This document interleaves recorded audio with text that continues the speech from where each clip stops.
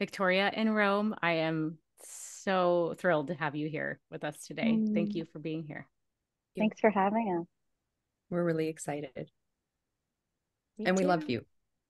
So much. Aw, So much. I love you too. Yeah. It's so nice to finally we meet love you you, both. Mm, Yeah. you too, So Renee. our audience has been learning more and more about mushrooms and microdosing, but there's just so much more to explore. There's so many nuances, there's emergent research. And we were talking before we hit record, like as holistic health practitioners and biohackers, we love the science and the research. But what feels really important to us is the N of one experimentation and the personal journeys that really like elucidate what this is and what it could be. Yeah. So I would love to drop into your personal invitations into this space. Like, what was the call for each of you to explore mushrooms? And whoever feels inspired to go, take the floor. I'll go. Well, first of all, I want to say, Lauren, that when I found your Instagram page, the biohacking page, and then your personal page, and I saw that you were already kind of talking about this, but you're also a biohacker, a lot of lights went off for me because there really is this mind-body relationship where we try to separate and they're not separate. And I'm like, oh, this is the new wave of the helpers. It's the people that understand the biology and the psychology at the same time. And so for me, I've had a really long journey. I had, like many of us, not all of us, but many of us that come to this medicine, a childhood with a lot of adverse events. It turned into autoimmune disorder. I would go to doctors who would just tell me to go to psychiatrists. And I just went in circles for years and years and years. And I finally found medicine, and it was a risk for me because at that time it just was not widely accepted like it's becoming today. And I did lose a lot of my support when I chose the medicine. But when I chose the medicine, I realized that I was choosing myself instead of just the validation and approval of other people. And it really did lift a lot of symptoms for me physically. And I was really surprised at how connected my physical symptoms were to my trauma. So, I guess to just break it down kind of briefly, it was 2015 where I found medicine again. And I say again because I dabbled in high school, but it's not the same. And all of the therapy that I had done, all of the writing that I had done, the 12-step work that I had done, the self-coaching, the being coached, all of that stuff just crystallized immediately in my body, not just cognitively in my head. And that is the separation of the head and the body. And they just kind of reunited. And I was like, oh my God, this is what's been missing. So, I quit acting because that's what I was doing at the time. And Hollywood is not a very healthy place, side note. And I went back to school to study holistic psychology. And, I was almost at the finish line when the pandemic hit. I came back here, and started kind of thinking about how I need a purpose, I need something to do, and created Mycology Psychology website. And people came in and helped, and we made, blends and packaging and that. And Victoria came in and helped build it with me. And it's just been a really magical thing to see the fractal of our own healing going out into a community. And then I know that anyone in the community that feels that healing, it's fractaling out into their families and their friends too. So it's just a fractal of healing. Did that answer the question? Yeah, I think so. Yeah, thank you for sharing that. I think so. Powerful. Yeah. I often refer back to some of my childhood experiences as being the first kind of psychedelic awakening. I think death can be very psychedelic. Yeah. I lost my mother when I was 6 years old. She was 36. And it put me in a place very soon in life where I felt very other, not necessarily othered. Maybe in some regards, yes, because you don't fit into the norm at that point. You're not the kid with the mom at the birthday party, right? You're the kid standing alone. And so I really had to figure out a lot from a vantage point of, oh, my life isn't like my peers. And so what does that mean? What does that look like? And it started me on this journey of really investigating behavior because I had to, right? It was a forced function. I don't have that primary teacher, which is our mother, right, at home with me anymore. And so I had to really look around the world and find, how do you behave in these regards? What do you do when this happens? How do you get dressed for certain occasions? So my eyes started to really open. And my first bout as a behaviorist, I'm a behavior analyst, was when my sister kept climbing into bed with me. She's going to hate that I'm admitting this on a recording, but she used to wet the bed a lot when we were young. And she crawled into my bed, and she was, I think around 11 years old. I'm the little sister. She was like, I need to come sleep with you. And I said, only if you don't suck your thumb. And she was like, but I have to suck my thumb. And I said, well, stick your hands under your pillow. I'm right here. We had these games that we would play with back scratching and drawing pictures. And I was like, we'll do this till you fall asleep, but you're going to sleep with your hands like this. You don't need to do this anymore. And it worked. And I was like, oh, wow, we could change behavior. This is really powerful. And that set me on a path. I got my doctorate. And as I was in school, I met Mama Joycey, who is my fairy godmother. And she also is a psychedelic experience all unto herself. She thinks very outside the box. She's very ahead of her time and really was exploring other realms. And she opened up all of these portals and channels for me, where I was in this very hard science, learning about applied behavior analysis at a very prestigious institution and doing very data-driven work. And when you say N of one, I was doing really single case design and researching with individuals on how do we create these changes? How do we create these changes while being completely immersed in the world of this groovy woman who is opening up my mind and my body? And also teaching me that we need time to digest what we're learning.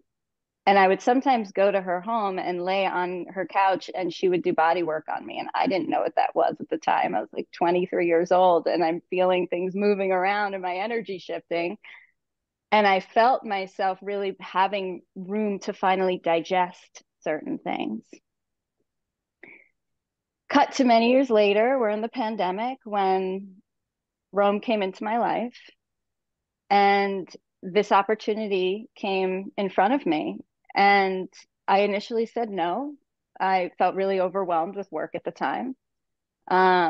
A lot of people were suddenly accessing therapy during COVID when, I think that consciousness started shifting because there was a mass need instead of the individual, which is also an interesting juxtaposition.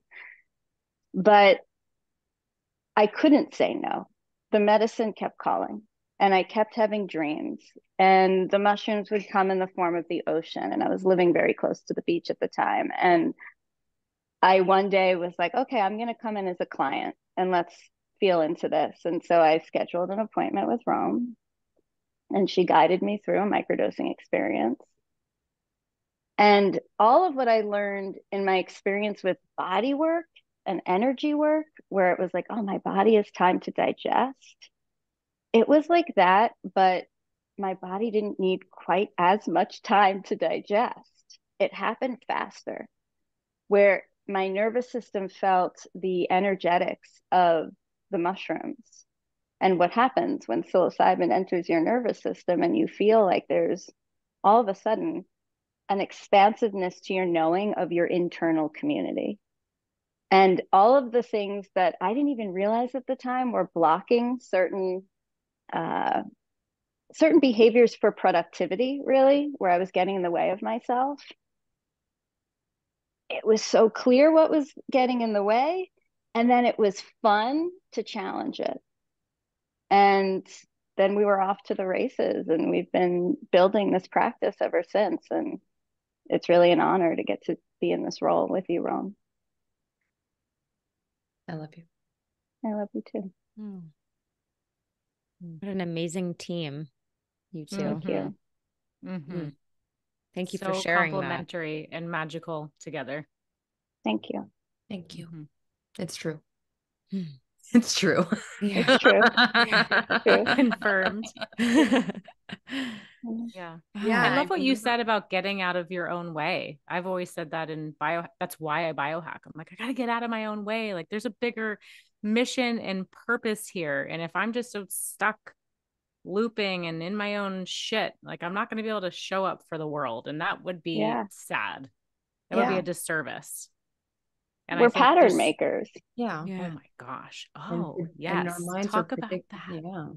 Yeah, we're pattern makers. And it's hard to get out of our own way because we have inherited and observed and digested so many patterns that become us, except there's also this part of our consciousness that tells us, yeah, and our nervous systems are designed to grow. So that's you, but there's also more.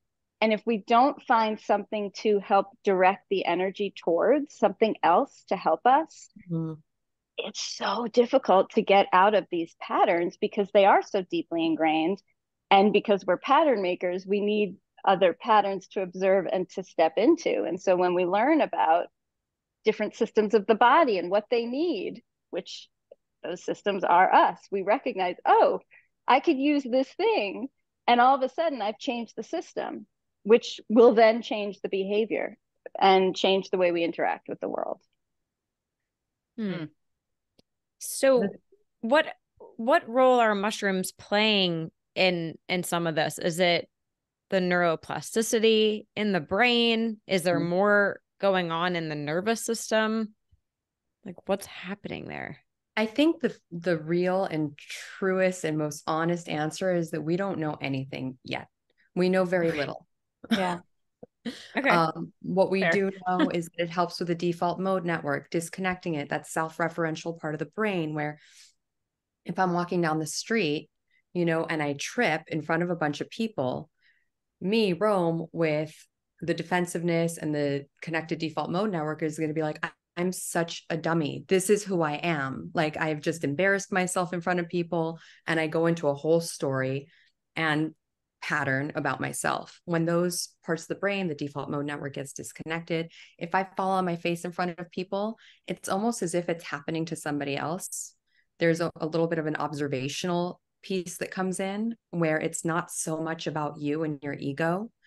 And that kind of opens you up to life a little bit more. And the thing about the pattern thing is we develop patterns because they used to work. They become patterns because in the beginning it worked, right? And so my favorite metaphor that you will probably hear on multiple podcasts is that, it's like wearing a sweater in the winter and then summer comes around and that sweater is now suffocating you when it used to save your life.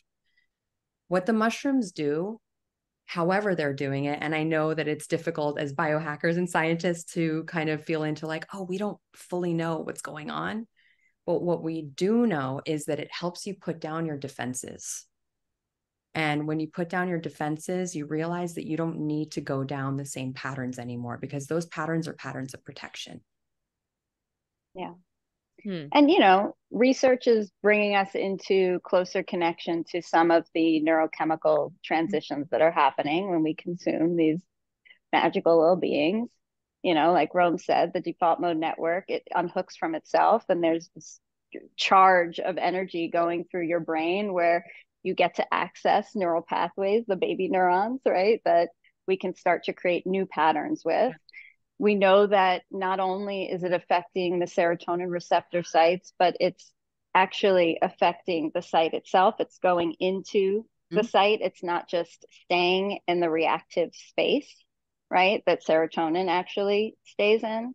It's going in and we don't know what that means yet, right? There's all these assumptions and trying to make extrapolations based on the data of what that might mean. But it's true, we don't know yet. And we certainly don't know what microdosing does yet. I mean, we could say observationally what we're seeing with so many people who are our clients who are giving us a ton of data and a ton of reference points to feel into. And we are also our own clients, right?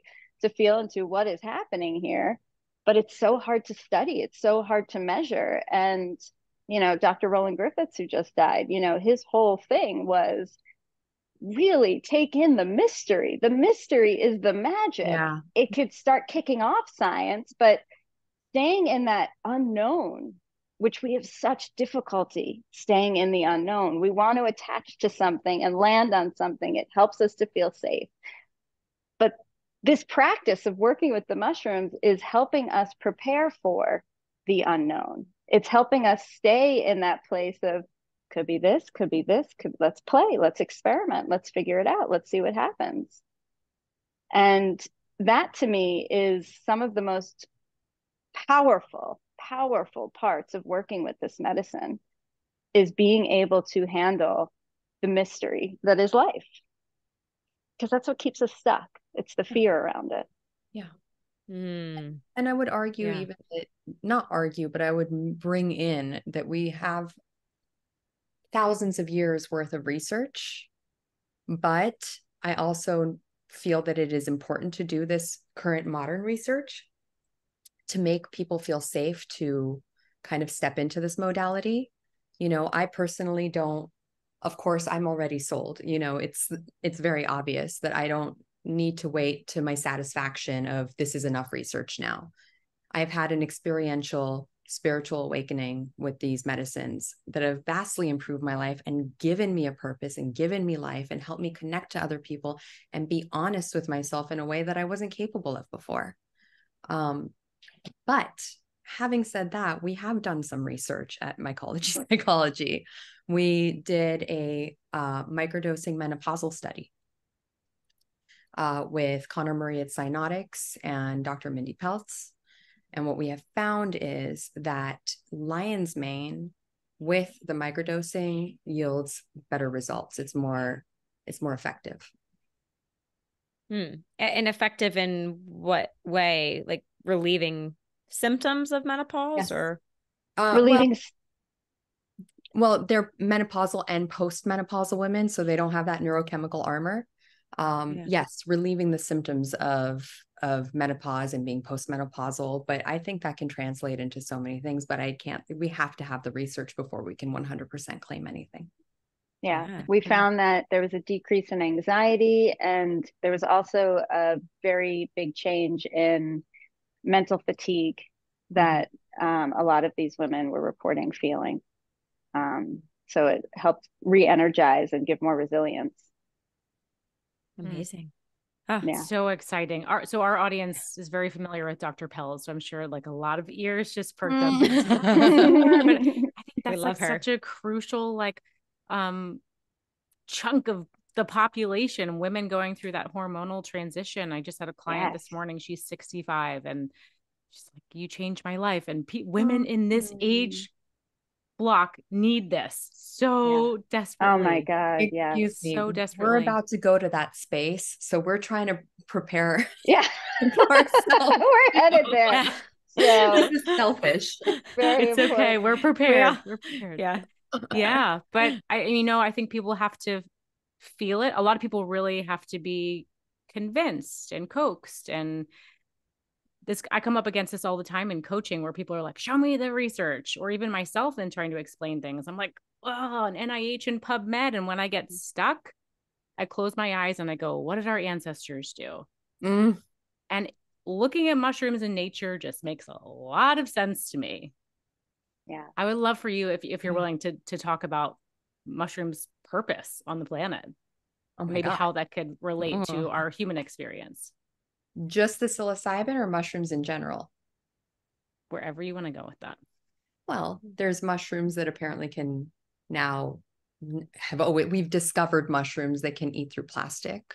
We can make mushroom suits for the deceased and have the mushrooms kind of decompose them into the earth. They are our recyclers. They are our recyclers, our assistants, our friends, our family. There's a mushroom almost, it seems like, for everything. We have, Amanita muscaria that exclusively grows in the forest. You cannot grow it in a home. You have to harvest it. This mushroom works on the GABA receptors, and it can decrease anxiety and help with sleep and addiction. We have the psilocybin mushroom, which it's an adaptogen. So it's going to do whatever you need it to do. For some people, it's, oh my God, I'm in a better mood now.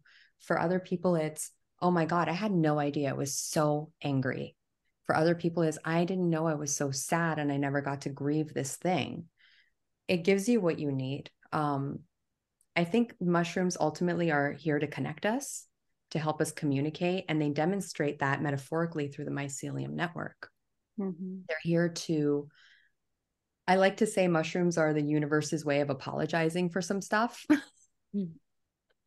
It's kind of like, here you go. I know that, existence on earth can be challenging and it can be hard and death is real. And then we get to grieve and, go through all these challenges, but offering some assistance, offering us assistance. They're keys that grow out of the ground that can unlock the potential of our brains and our souls and our bodies. Beautifully so said, cool. Mm-hmm. Yeah. I, from the outsider perspective, I have to say, I think of the TV show Last of Us. When I hear the words mycelium network, I think of that show just in the sense of like how it was all like connected underground. I just think like the average person can compare that, and it's Awakening magical. the network. Yeah. Anywhere I mean, standing on mycelium, it's yeah. everywhere. And it's almost like the trees use the mycelium to, Communicate. share nutrients and communicate and share water even. So, it's like mycology psychology is like a mycelium network, in that our practitioners share information and share nutrients with each other and then share it with their clients. So we're really trying to mimic nature with our container. So cool. And I know your practitioners, Lauren was telling me, it's a pretty like wide range of backgrounds. Yeah. Yeah. We curated that on purpose. Okay. Because it is so important to give people access to different types of modalities for healing. And one person may need to work with Lauren and understand the functional components of some of the symptoms that are coming up in their bodies, and how to help in that way, while working with a spiritual psychologist who is trained to deal with more of the psycho-spiritual part of our lives, while maybe working with the somatic experiencing practitioner who can help make different sense of sensations. Where we're coming out of, I hope we're coming out of an age where the old paradigm of psychology, which was a very, like all of our paradigms, white, male driven way of looking at it, it wasn't even for the purpose of healing necessarily. Psychology, was born both from a government and a military need, right? But also, they were trying to understand psychology. They weren't trying to necessarily help the client. Now, that ended up happening from time to time, but we're now coming into an age where we understand the mind-body connection, and where thought patterns and emotional patterns are very deeply rooted in the physical as well. Plus, the history of where that came from is important, and epigenetic factors are important, and the way we interpret things is important. So all of these different modalities are coming to the surface, where it's my hope that we're entering an age of more access to true healing, which is not just this masturbatory talk therapy that people have really gotten stuck in. I think it's great. I think it's wonderful. I'm a therapist. I use that tool among other tools, but we have to recognize when we're just cycling through thoughts and stories and not changing them. And I think that it's important to give people access to all of these different modalities, because everyone's going to have a different, like Rome said, lock and key, a different linchpin that helps to facilitate that change. It's not always through cognitive and psychological conversation. Well said. I feel like a multi-pronged approach is really important for many people, because your body affects your mind affects your body. And especially if you have more of a challenge with your health or moving through the world or trauma and you feel stuck, it helps to have multiple people helping you with different parts of yourself. And these people they specialize in those parts so that you know that you're really getting all the care and attention that you need, and, you know, not being dismissed on one end or the other end, that you just are really held and protected, you know, by a community of people or by a team. And I know, you know, like if your gut is off, it can cause a lot of anxiety, right? But if you have a lot of anxiety, it's going to throw off your gut.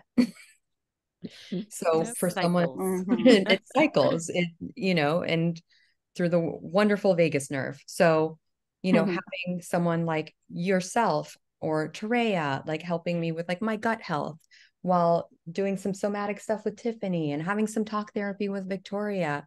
Oh my God, it's just the idea of being so held and informed by people that you trust, in that in and of itself is the healing. Because when we feel super alone and isolated, it's easy to go in that victim mentality, you know, and then we kind of get stuck in that pattern, even though it has its own purpose. And just to have people reflect you back to you and be like, I can help you with this piece, or I understand what you're going through. That is what I was looking for my entire life. And that is what's manifested through this. So it's really beautiful. Oh, yeah. Yeah. Oh, go ahead, Laura. We have a beautiful integration community call once a month. I would love for you to talk about that, because integration is the buzzword, but what does that really mean? And why is it important to be done in community? Oh, it's the antithesis of that traditional talk therapy, right? Where we're stuck in our own story. Rome, when you were just saying that we need to have these multiple modalities to work with, sometimes those multiple modalities are the multiple stories and experiences of the people that we get to be in connection with, our community. And the mushrooms also teach us that they exist in community, you know, and much of nature, all of nature, we are nature. We're supposed to exist in community. It's so important to our health. And we're very isolated, right? The Surgeon General, that's what he said the biggest issue in our country is right now. It's isolation and loneliness. And these community calls are an opportunity for us to both explore some kind of teaching, somatic exercise, the kind of meditation, it gets the ball rolling, but really it gets us into a different energetic state so that we are more in connection with ourselves to be ready to share something with one another. And I know I learn from hearing other people's stories. And I watch as the community starts to speak up and help each other. There's something so powerful about accessing our inner teacher. And I think every single one of us has an inner teacher. When we teach, it puts whatever we're teaching deeper into our consciousness. And we digest it further. And so the empowerment that people feel from being in the teacher role and getting to share their stories and hearing someone else resonate with that story and saying, oh my God, I feel that too, or that is not how I feel. Oh, people feel that way? Oh, all of a sudden there's an opening to possibility of what life could feel like, even if it's different pain points coming up. It unhooks us from that one narrative that we're going with. And I think it's the most important part of our healing is to be in connection with one another. Integration is all about, it's another word for learning, really. But it's a connective word. It means that we're weaving different parts within one another. It is the word that describes the collaborative process that we should be in a healthy nervous system. Oftentimes, in fear states, in constriction, one part takes over and shuts down many other parts of ourselves. And it's almost like we forgot those parts exist. We can't access them in those moments. And then we have to pause and look, oh, there's something happening that's putting me into this constriction. What's going on here? And other parts start to emerge because the emotional system's going to take over. It acts the fastest it's supposed to. Then other parts of thinking and cognition and clarity come in time. and have conversations with those other parts. It's a lot of what parts work is about, right? But this is really happening on a neurobiological level, that these parts start having a chance to form connections. And when we're in deeper connection and when we are in collaboration, we're feeling more flow and expansive with ourselves and the environment again. Constriction, that tightness in that one modality that's trying to take over, it really is the isolator, right? That's what keeps us feeling disconnected from ourselves and each other. So integration is really about learning and connection. Yeah. I feel like microdosing is like clay, right? But you have to be the sculptor. And getting yourself, some integration, journaling, because look, I understand also that it's a privilege to be able to have a team. It's a privilege to be able to pay for sessions. It's a privilege, and not everybody has that privilege. So that takes me to the community call. The community call is a economical way. It's donation based to show up and be in community with other people who are microdosing or microdosing curious, and that you can have a sense of, play and sculpting your new neural pathways while on this medicine, because you're reflecting to people, they're reflecting to you. Your nervous system can feel like it's in community and you don't feel alone. And we watch and we learn each other. We learn best from modeling. And when we're microdosing, we have so much brain plasticity that it's really important to be around other people that are, they say you're made up of the 5 people that you hang out with the most. It's extra important when you're microdosing, who you're hanging out with, who you're talking to, what you're saying to yourself, what you're thinking. And the mushrooms will assist you in being kinder to yourself, but you have to take it the rest of the way. You have to They'll also assist you in saying, oh, those 2 people and the 5 people, Right, exactly. Oh, there's been some divorces. There have been some divorces through microdosing, but it's actually a blessing, because, Gabor Mate says, would you rather be illusioned or disillusioned? And I think that disillusionment is freedom, because you're like, okay, this doesn't resonate with me anymore. I don't want to lie to myself anymore.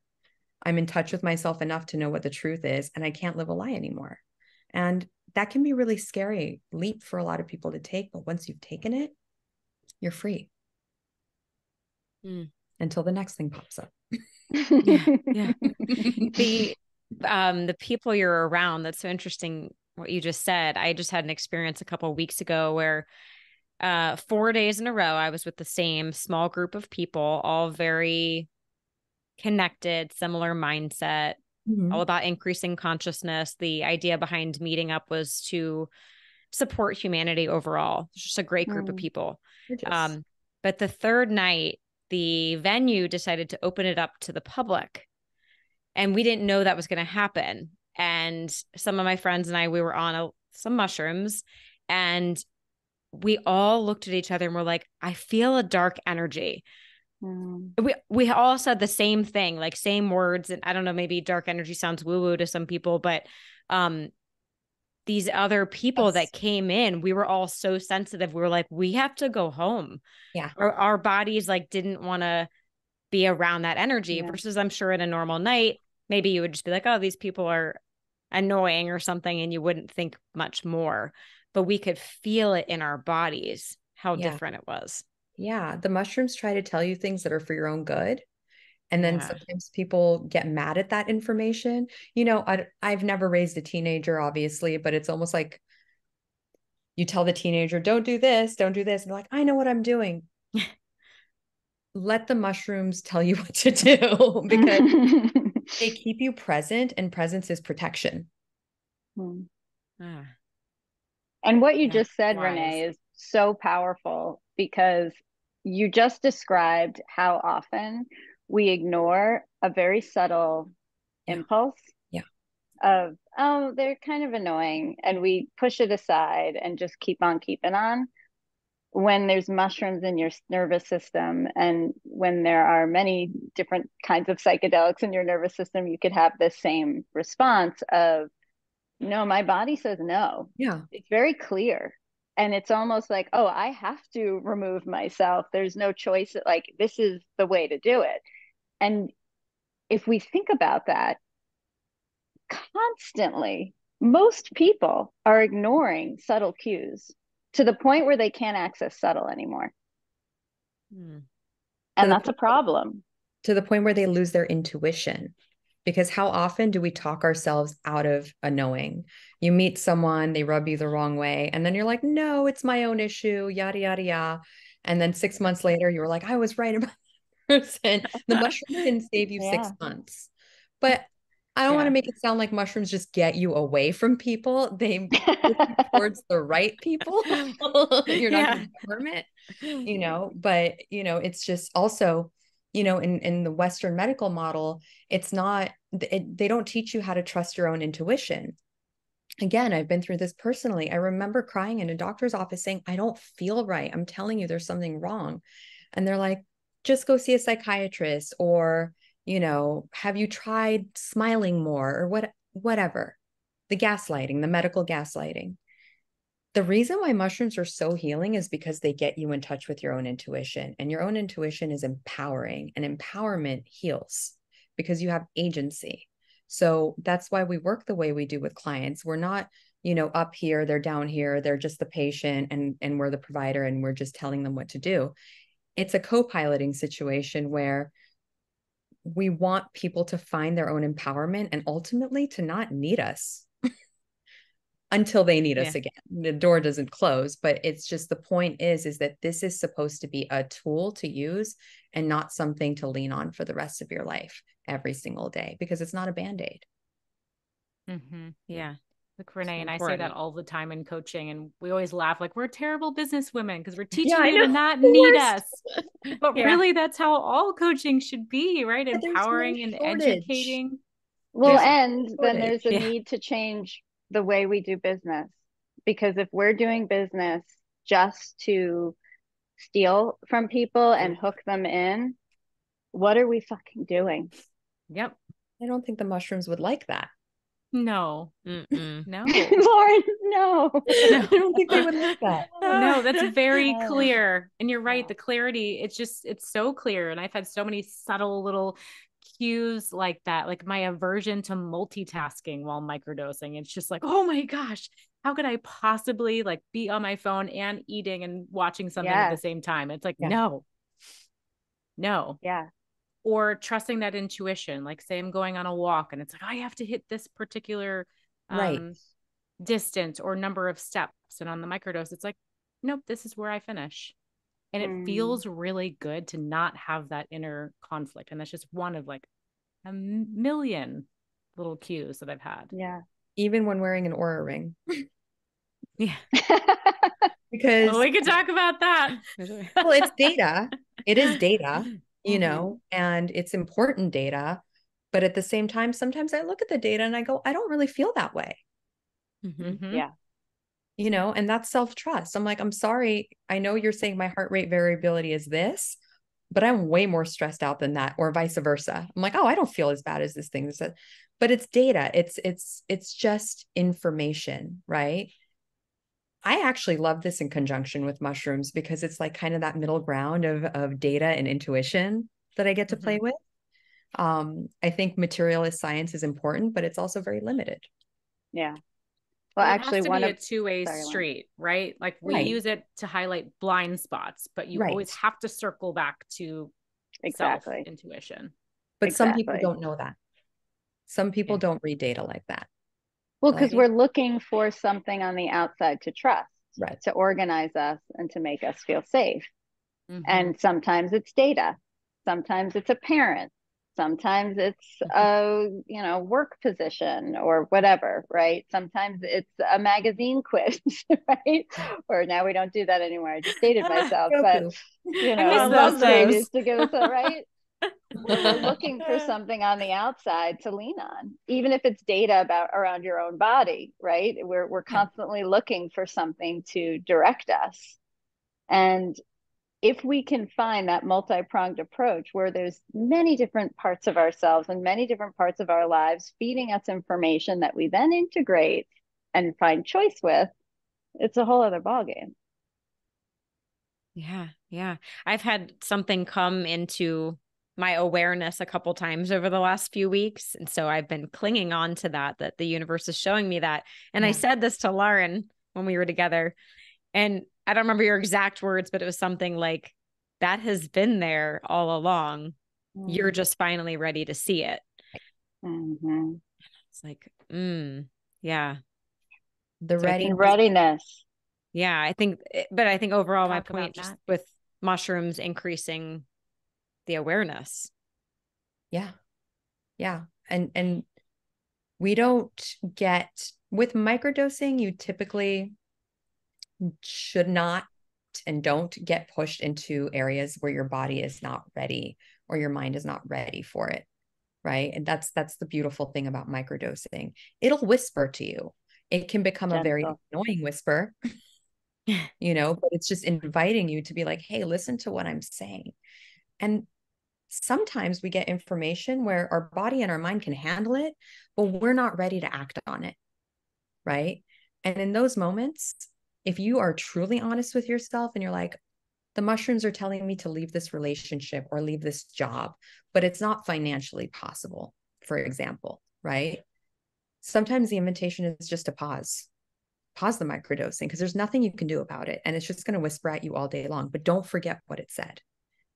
Don't forget what it said, and wait until you have readiness, 360-degree readiness, mind, body, and physical action, that you can continue to explore what the messages of the mushrooms are. So there's no hard, fast rule for anything. And that's kind of what makes this space a little complicated, but also so magical, is that every single person and every situation is different. And the answer isn't always just microdose, microdose, microdose, microdose. But a lot of the times it is. I mean, at least with the population we've been working with, I'll just say this. I haven't seen this high of a success rate with anything else that I've experienced in my life, which is why we're doing this work. Across so many different types of nervous systems. Yeah. It's very flexible medicine. It is very flexible medicine. It'll give you what you need. What about macrodosing? You said microdosing is like this whisper in your ear. Is macro like a scream at you? Like, what's happening when we do a macrodose? I mean, may I ask what dose you took at that event on the day before the public came in? Yeah, it was like around 1 gram. Okay, so that's normal talking voice level. Yeah, and I find that I'm very sensitive to psychedelics. I know everyone's different. Like, you're 1 to your husband's 3, perhaps. Mm-hmm. Yes. Another way everybody is different. Another way everyone's different. And I think the answer to the question is, it depends on the person. Someone can come in fully ready. And, the decibels will be at a certain level for them. And some people will come in really, really closed off, and the decibels will be different for them. What I actually see is the people that are really not feeling like they can surrender in a macrodose, the mushrooms actually, I see them getting louder, and I see the person kind of going like this as much as they can, So I guess the whisper or the shout or everything in between depends on how tuned in you're able to be into what it's saying. If you're in a situation where you don't want to do something about it, it's going to feel like a whisper. It'll feel like a little poke, which is what intuition feels like. Intuition's not loud. Intuition is just kind of like lower and quiet and like whisper. And then you're like, what? I thought I heard something. No. I'll listen to you later. I'll listen to you later, maybe. Or until I have to listen to you, until I'm forced to listen to you, So I wish I had a more concrete answer for that. No, different doses, different people, different sets, different settings, different experiences. Some people do better with microdosing. Some people need a macrodose. And some people need that bigger dose to allow for such a hardwired protective system to start to dismantle a little bit. Sometimes you get there more fully. Sometimes it's just a little bit. but I think almost always, and Rome, you correct me if I'm wrong here, but I think almost always on the back end of a journey, there is more access to subtle. You start to hear more of the whispers. Even after a big macrodose experience, your body has been opened up a little bit more to sensitivity, which I think is a very important piece to learning how to feel empowered in this world, learning how to listen to yourself, learning how to listen to those subtle cues we typically ignore when we're like, those people are annoying, but that's okay. I'll stay at this dinner. Yeah. Yeah. Yeah. And I agree with you. There's no correction needed. That's absolutely true. I don't think you walk away from macro journeys gaining nothing, even if it was a really challenging journey, even if you fought it, you get to watch how you fight. That's the information. It's not like, why am I fighting? It's no, observe that you're fighting and see that this is a pattern that you have, so there's always information if you know how to access it. There's an interpretation to this medicine. Yeah. And that's why a facilitator is so important. Mm-hmm. They can help you get into the observation and the interpretation. Yeah. Take some guidance. Instead of buying the metaphor. Say that again. Instead of buying the metaphor, because mushrooms can be very metaphorical. And sometimes people, if you don't have guidance or if you don't, have experience working with medicine, you may take some of those things as literal. For example, when I first started sitting with medicine, it told me to sue someone. And it took me months to figure out that it was just telling me I'm really angry and I feel like this person took something from me. Not necessarily that I have to go get a lawyer and sue them, right? So, there is like some interpretation. We're interpreters. Facilitators can help you interpret, but our explanation doesn't supersede your explanation and your experience. They're just suggestions. Like, do you think it could be this? Do you think it could be that? Let's just observe this thing that's happening. And I will say, if you are looking for a facilitator for a macrodose, I want to point out some red flags to look for. I think it could be really valuable to the audience. Make sure they offer prep calls. Make sure they offer integration calls. Make sure that they don't try to tell you what to think, what to feel, how to be. And during the journey, not inserting their own ego. And well, by the time you're in the journey, it's too late. But something to look for when you're in the journey is somebody that's not just talking at you the whole time. It's not talk therapy. And there's a moment to be quiet, to let the person get into like a dialogue with the medicine itself. And you're just there holding the space. And that's all you have to do. But it's so hard for people to do nothing. It's a very specific skill to just say something once in a while. Say something once in a while, but just let them have their experience. While energetically holding a container. Yeah. Yeah. And microdosing can be an amazing way to integrate a macrodosing journey. Mm-hmm. Yes. Not right away. I agree. You want to integrate the macro, but at a certain point, it's like catching a wave. It's like, okay, so you're starting to land again. So now microdosing can keep you going on this level to continue to open up the gifts, keep you open, journal, talking to people, being in community. Okay, so now we are expanding upon this original journey and keeping it going. And it's almost like a grounding or a sense memory. It's like, because we can easily get away actively integrating. It's like, how do I drop back into that? Yeah. And that in tandem with the music you were listening to in Journey is really wonderful because it'll really take you back there. Yeah. Oh, cool. And I think for a lot of our clients, particularly, we get a lot of people who have had zero experience with medicine. Right. Yeah. And so it creates a really safe container for people to start to get into that sensation that comes about when you're ingesting entheogens. By the way, that's my favorite thing is when people come to us who have never microdosed before and people who come to us never macrodosed before. Just, it's like watching something again for the first time. It's like a baby, a toddler. Like a baby. Yeah. And you're like, you feel the joy through them. Like, yes, you feel better.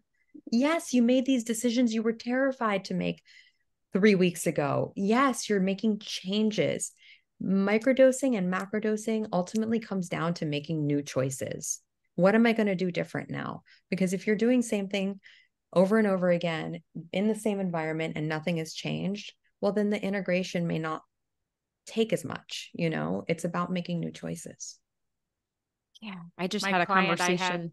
Oh, sorry, you go. I'll share my story after you. I know We're we're all both so like excited. Oh, light bulbs with what you just said. I know. My client that Yeah. I mentioned before that I spoke to just this morning, which is why it's top of mind, 65. And she's just glowing, vibrant. This has changed her life. And she was like, I went on a date. And I No. never would have done that Oh, before. I never would have done that because her energy Oh, wasn't good, her sleep wasn't good, her mood mhm. wasn't good. She wasn't motivated. And it seems like such a simple thing to schedule a date. And she's like, Yeah. I did this Wow. thing. It allowed me to get Wow. out of my own way and go do this thing with, less wow. expectations and just let me just be present and experience that. New Wow. choices. I hope she has the best time on this date. Did she already go? She already went. She's so I hope happy. she had the best time on this date. She Oh my did. gosh. Amazing. Yeah. How much do we deprive ourselves from life experiences because we are so frozen and worried and afraid and have so Mm-hmm. much self-doubt and we're I in a did that time for so machine now. long. Yeah. It's a time machine. When we're scared because something has happened before. And So especially with these older women, yeah, I think it's so wild to be able to see this opening up of life, because for so many women in that age bracket, that choice was taken away maybe very early on if yeah, they had kids very early on, or had to get married very early on, if there were certain expectations set with this is what life is supposed to look like. So many women that I've worked with who are 50 and above all of a sudden feel like, oh, I get to have a whole other set of chapters here. And there's all of this choice that I have, and there's all this empowerment, and a lot of the expectations go away, partly because society, deems women at that age done, right? So no one's looking at them anymore. And so there is a little more freedom to do yeah, what they want to yeah. do. Yeah. Really powerful. And add in the microdosing and you have that support and that energy.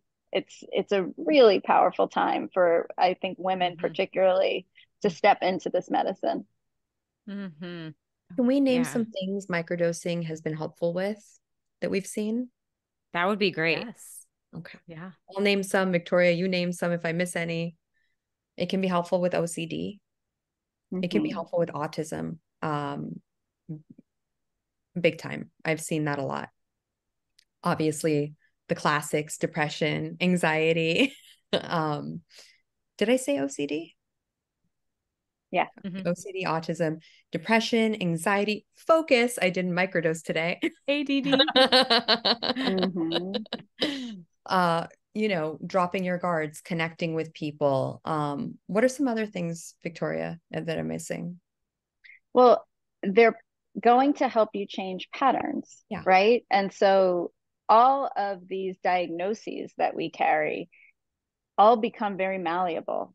Yeah. All of them become Mhm. very malleable. A lot of diagnosis can also create an addiction to the diagnosis. Yes. And I think an overarching helper that mushrooms bring in is helping with addictive patterns, right? So whether that's an addiction to a substance that is really toxifying the body and your life, or it's an addiction to an emotional pattern that's keeping you safe, right? I think an overarching thing we could say is mushrooms really help that flexibility come in so that new patterns can come in. And any diagnosis that we carry, OCD, depression, anxiety, the personality disorders that we see even can create a little malleability there, which is a much heavier lift when you have something that's more pervasive in your nervous system controlling your life. There is opportunity here to create some change. That's well said. Yeah. I would add to that the creative orientation. Absolutely. Athletics. Like we're just so conditioned Mm-hmm. to live in this binary world where it's like there's only one way forward. And And psychedelics, I think, offer all these different opportunities, and we are creative beings naturally. And that was a big edge for me, and a big reason for exploring psychedelics is that my creativity, I thought, just was taken away from me. Yeah. And I was like, the mushrooms actually, here, as of lately, have been calling in the importance of the role of creator, that humans are creators. All of us are creators, and we have a need to create.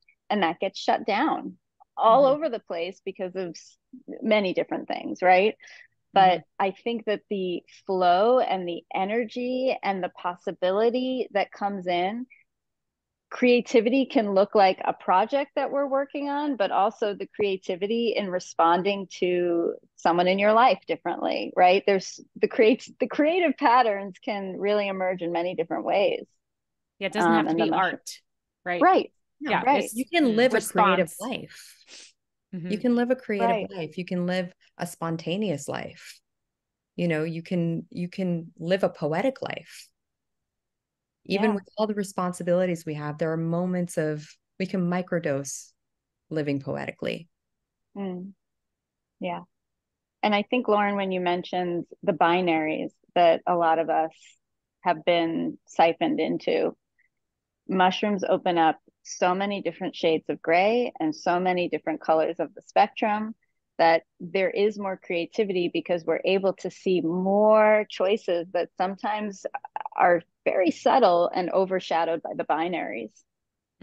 So I think that there's so much help that we can get from feeling into the subtlety, feeling into the shades of gray, feeling into, I always bring in this sense of looking at things on a dimmer instead of an on-off switch, which fairy godmother Mama Joycey brought that in. She used to literally make me adjust the lighting in the room before every session I had with her. You know, it was a really important thing to feel into what's the lighting like today? Where does it feel comfortable in this moment? It's not just on or off, that we have to train our bodies to find the middle grounds, even the portions that we eat, right? What's a little bit of this, or do we want a little bit more of this? The flavors that we add in, cooking can be another way that we're creatively living day to day, where you start to play with what are the different ingredients that could shift something just a little bit. And all of a sudden it feels more in alignment with our truth. And I think that's ultimately what this medicine does. It puts us into deeper alignment with our truths. And a curious, playful investigation of figuring out what that truth is. And it changes from time to time. All the time. Yeah. Renee, did you want to share? Yeah, to circle back. And I think this is an important thing to talk about before we wrap up today is I was talking to a friend the other day and she said, oh, I've been microdosing and I haven't noticed anything. And I said, well, have you like made any changes in your life? Are you like working on anything new? Are you going to therapy? She was like, well, no, I haven't done any of that. So my first thought was, and I'm not a coach in the space, I'm like, well, I don't know what she was expecting to feel different since she hasn't done anything different. So what would your advice be to someone like that? Like, do they hire a coach? Do they pick a health goal to actually focus on? Like because she has the mushrooms. She got that part. Not a magic pill. Yeah. As soon as you said she's not feeling anything, my first question was, is she working with someone? Because Victoria and I have both experienced clients being like, I don't feel anything. And 15 or 20 minutes into the conversation, they tell you that they pulled over on the side of the road and started crying about something that happened when they were a kid, but they're not feeling anything. So it's important to manage expectations. You're not going to get high. You're not going to hallucinate. You're not really supposed to feel anything other than more connected to yourself and more connected to your true feelings, and just kind of a subtle shift in your nervous system where either it's letting you know this is not okay, or it's letting you know, relax, things are actually fine. So when you're working with a coach, they can help you manage expectations. So when I had this one particular client I'm thinking of, we spent 10 minutes, she's telling me I don't feel anything, and I'm just listening to her talk, and I'm not even saying anything. And 10, 15 minutes in, she starts it very it's just like flippant. Oh yeah. And I pulled over and I started crying because my sister was mean to me when I was a kid. And I'm like, wait a minute. Is that something that has happened before? No. And I'm like, well, this is the medicine working. Things are coming up to be looked at and felt. You know, our own feelings have become so foreign to us that we don't even know how to recognize them anymore. And that's why, you know, integration with someone can be really helpful, because your eyes are on your face. You can't see your own face all the time, and you're learning to see. And it's almost like someone teaching you how to swim or teaching you how to ride a bike. Yeah, you have you and you have the bike and you have the water, but it's always really helpful to have someone model for you and show you. And after that, you learn your own language and you're off to the races. You will know what your feelings mean after that. You know, again, you're not dependent on someone for the rest of your life to understand yourself. Yeah. And there's two things I would also add to that. One is, because we are not conditioned to see and feel subtle, sometimes the absence of something painful doesn't feel like anything. So I was thinking, I had a client who started microdosing because she had really high anxiety and she wanted help with her anxiety. When she came in and said, I'm not feeling anything.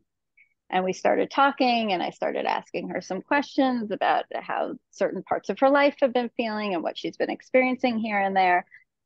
And what we realized really quickly was she's not feeling anxiety, but she didn't notice, because typically what we notice is the pain.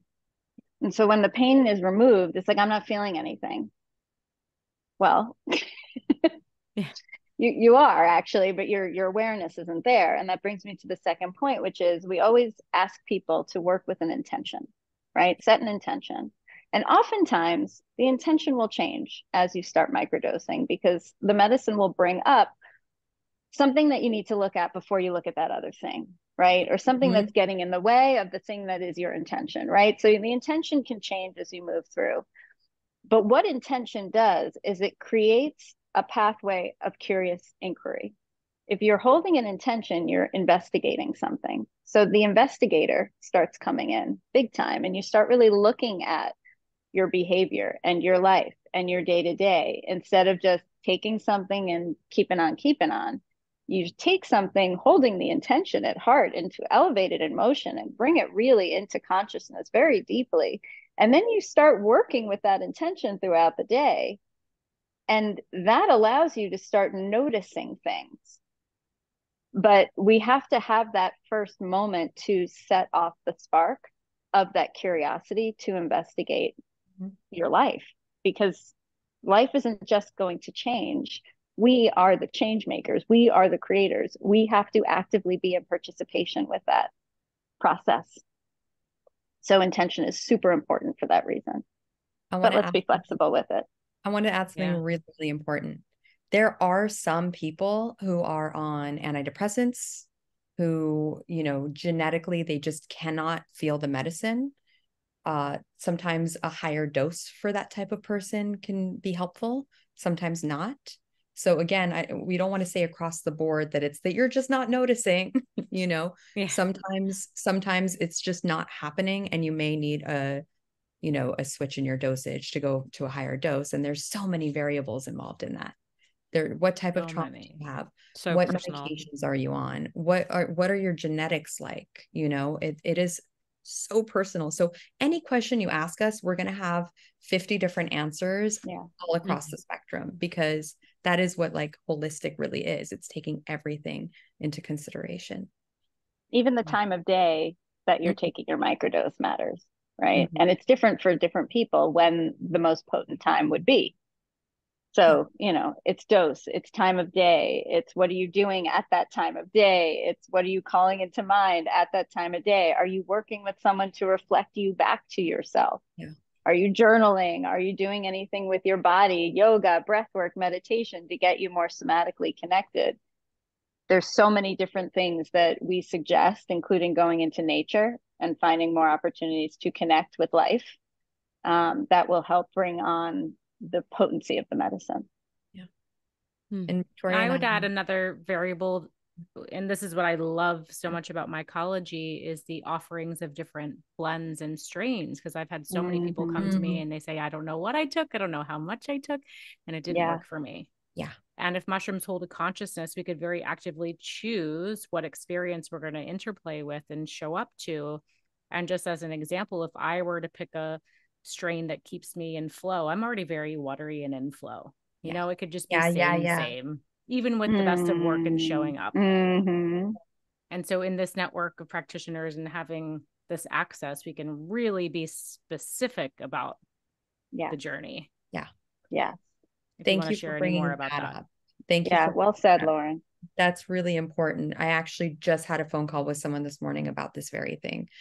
You know, she calls the expansive strain Expanse. She's like, when I took Expanse, she's like, I felt really jittery. And so, you know, I'm like, okay, we can do one of two things. We can sit with this jittery thing, but from what I know about this client, it felt like it could be beneficial to try a different strain, because what she was really looking for was to feel peace in her body. And there was nothing happening on the outside to indicate otherwise. So what we've seen is really strains do matter. That's what we've seen anecdotally across the board. There are people that are like, I love balance. For your audience, these are the names of our different strains, our blends. I love balance, but I don't enjoy flow. Or I love flow, but I don't enjoy expansive. I personally don't jive with balance. But I'm so I love balance. People do, and she loves balance. Me too. Right. And our descriptors for the blends are notes from the community. They're notes from the community. We have noticed a through line. And then there's always outliers. So that's why we work, we experiment. That's why we have variety packs. That's why, you know, we give everything time, because we're really getting to know the medicine. But through getting to know the medicine, we're really getting to know ourselves and how we work and what we need. So cool. Strains do matter. I feel like that's like strains matter. Strains matter. We need a t-shirt. And you know what, Victoria? We figured so it many out. T-shirts we could make from this So many. Follow plants, not people. Yes. Yeah. Oh, so amazing. As we start to wrap up, is there anything else that feels very important to share about Mycology Psychology? Of course, we will share all the resources for people to check it out and learn more. I would love to share with people, if you're trying to source this medicine, please be careful who you source it from.